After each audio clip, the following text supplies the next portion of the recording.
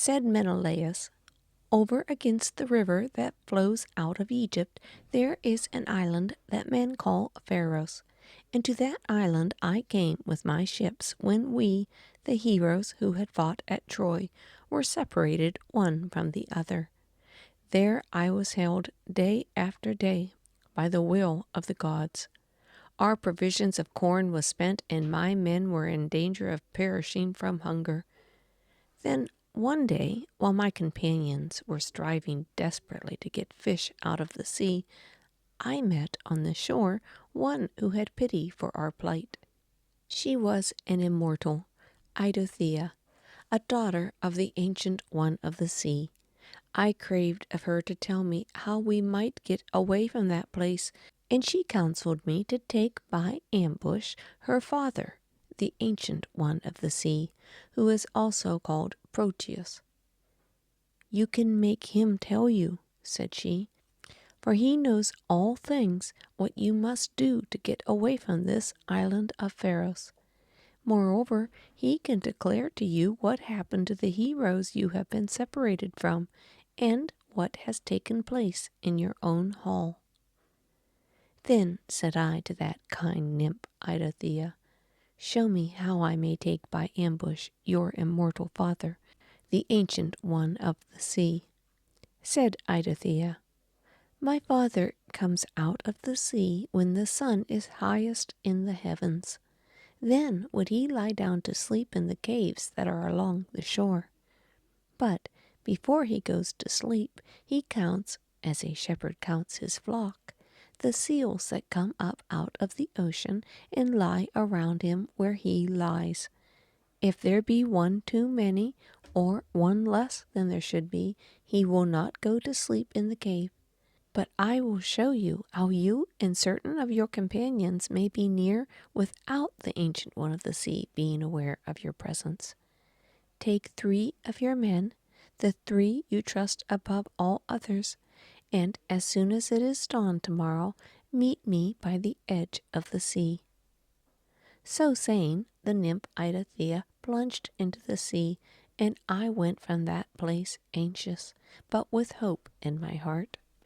Now as soon as the dawn had come, I walked by the seashore, and with me came the 3 that I trusted above all my companions. The daughter of the Ancient One of the Sea came to us. In her arms she had the skins of seals newly slain, one for each of us. And at the cave where the seals lay, she scooped holes in the sand and bade us lie there, covering ourselves with the skins. Then she spoke to me and said, "When my father, the Ancient One of the Sea, comes here to sleep, lay hands upon him and hold him with all the strength you have. He will change himself into many shapes, but do not let go of your hold. When he changes back into the shape he had at first, you may let go. Question him then how you may leave this place, or question him as to any other matter, and he will answer you, speaking the truth." We lay down in the holes she had scooped in the sand, and she covered each of us with one of the skins she had brought. Then the seals came out of the sea and lay all around us. The smell that came from those beasts of the sea afflicted us, and it was then that our adventure became terrible. We could not have endured it if Eidothea had not helped us in this also.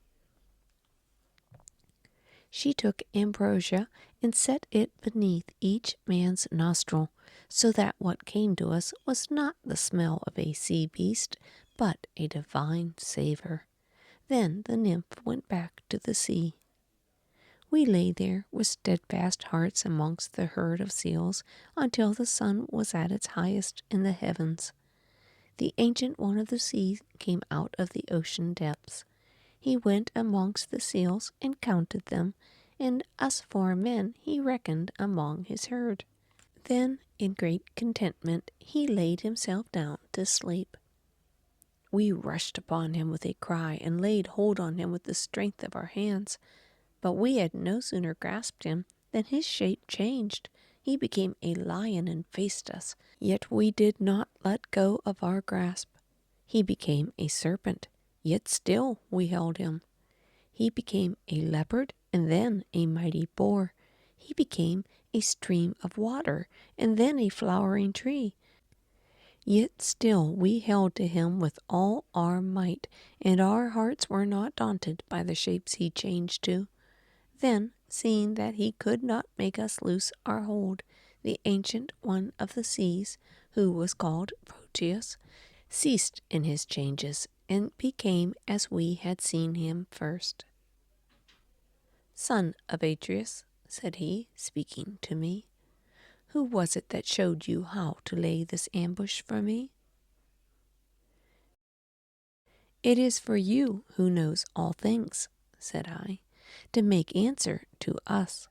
Tell me now why it is that I am held on this island. Which of the gods holds me here, and for what reason?" Then the ancient one of the sea answered me, speaking truth. "Zeus, the greatest of all the gods, he holds you here. You neglected to make sacrifice to the gods, and for that reason you are held on this island." "Then," said I, "what must I do to win back the favor of the gods?" He told me, speaking truth. "Before setting sail for your own land," he said, "you must return to the river Aegyptus that flows out of Africa and offer sacrifice there to the gods." When he said this, my spirit was broken with grief. A long and grievous way would I have to sail to make that sacrifice, turning back from my own land. Yet the will of the gods would have to be done. Again I was moved to question the ancient one of the sea and to ask him for tidings of the men who were my companions in the wars of Troy. "Son of Odysseus, more broken than ever was my spirit with grief when he told me of their fates. Then I heard how my brother, great Agamemnon, reached his own land and was glad in his heart. But his wife had hatred for him, and in his own hall she had him slain.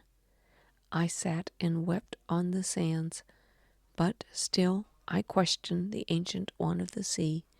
And he told me of the strong Aias, and how he was killed by the falling rock after he boasted that Poseidon, the god of the sea, could afflict him no more. And of your father, the renowned Odysseus, the ancient one had a tale to tell. Then, and even now it may be, Odysseus was on an island away from all mankind.